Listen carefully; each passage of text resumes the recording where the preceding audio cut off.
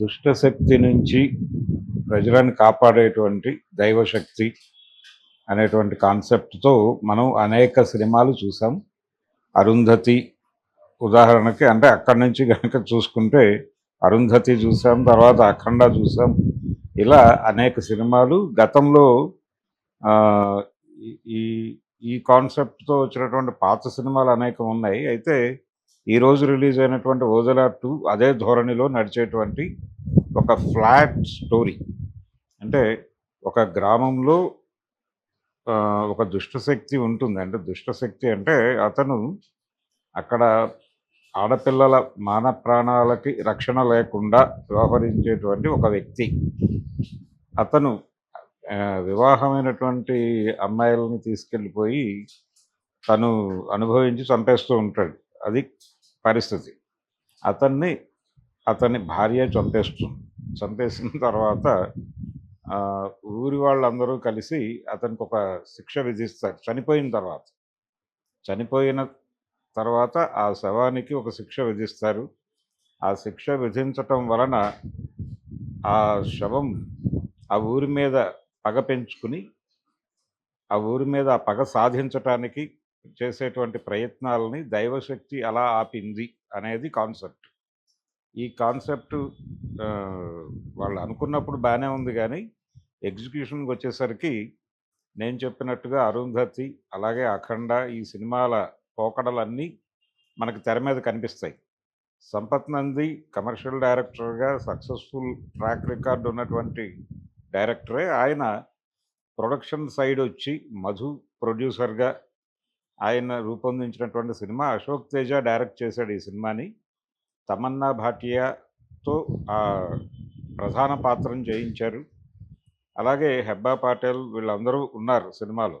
ఉన్నప్పటికీ కూడా అంటే గతంలో వచ్చినటువంటి ఓజల్లా అది ఆడియన్స్లో ఒక క్యూరియాసిటీని క్రియేట్ చేసింది. అంటే స్క్రీన్ ప్లేలో మ్యాజిక్ ఉంది. దానిలో మర్డర్స్ ఎలా జరుగుతున్నాయో తెలియని ఒక కన్ఫ్యూజను, వాటిని క్లారిఫై చేయటము ఈ ధోరణిలో నడుస్తుంది పార్ట్ 1.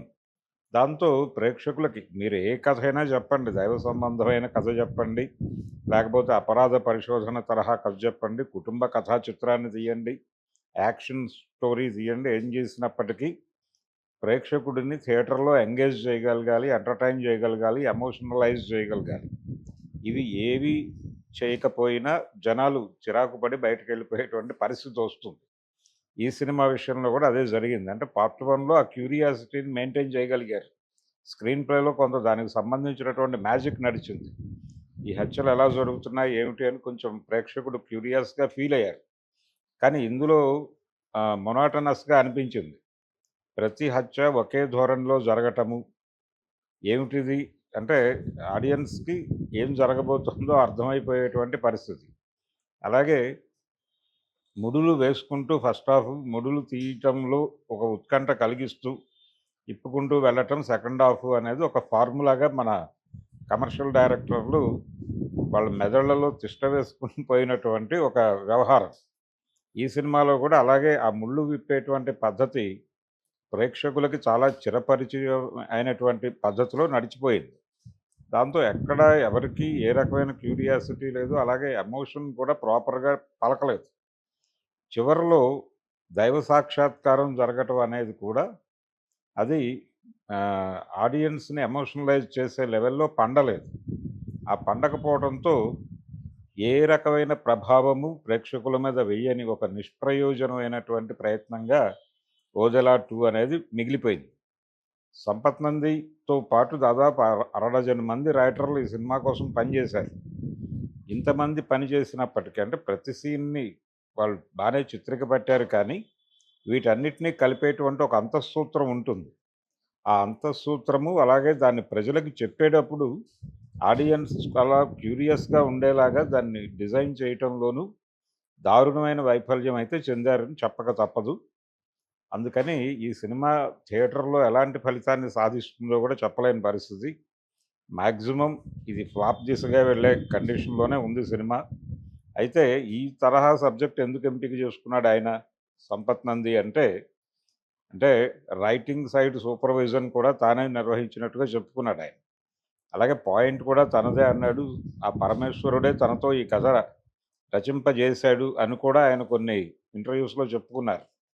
ఇంత కష్టం తాను చేశాను అని చెప్పుకున్నటువంటి ఆయన, ఆయన్నే ప్రధానమైనటువంటి ముద్దాయిగా భావిస్తే ఈ సినిమాకు సంబంధించి ఆయన చేసినటువంటి ప్రధానమైన లోపం ఏంటంటే ఆహ్, ఆయన ఎక్కడ ఏమనుకున్నాడు, ఏమనుకుని ఈ సబ్జెక్ట్‌లోకి ఎంటర్ అయ్యాడంటే, థియేటర్‌లకి ఆడియన్స్ రావడం లేదు. చాలా వరకు స్క్రీన్స్ మూతపడుతున్నాయి.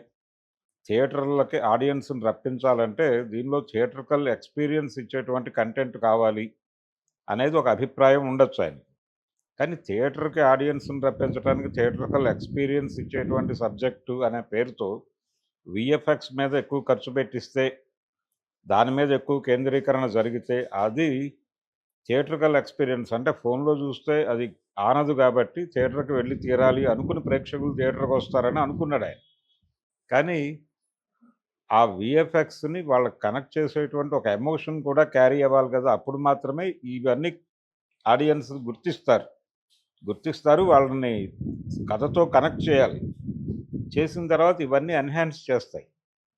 కానీ ఇక్కడ ప్రధానమైన సూత్రంలోనే తప్పుంది.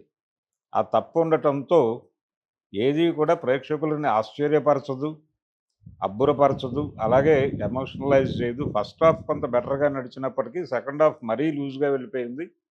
పర్టిక్యులర్‌గా 'హెబ్బా పటేల్' క్యారెక్టర్ ఎండింగ్ వరకు కొంచెం పర్వాలేదు. అక్కడి నుంచి టోటల్‌గా ఫ్లాట్‌గా వెళ్ళిపోయింది సినిమా. దాంతో 'సంపత్ నందికి ఓజల్లా 2' అనేది ఏ రకమైనటువంటి పాజిటివ్ ఆహ్, రిజల్టు ఇచ్చే పరిస్థితిలో అయితే లేదు సినిమా. ఇది ఈ మధ్య కాలంలో థియేటర్‌లోకి హడావిడిగా వచ్చి, అంటే చాలా ఎక్స్‌పెక్టేషన్స్ క్రియేట్ చేయటం అనేది కూడా చేశారు ఈ సినిమాకి సంబంధించి.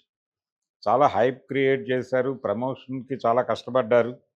ఇంత కష్టము బూడిదలో పోసిన పన్నీరయిందని చెప్పక తప్పని పరిస్థితిలో అయితే సినిమా ఉంది 'ఓజలా 2'. Sorry to Sampath Nandi.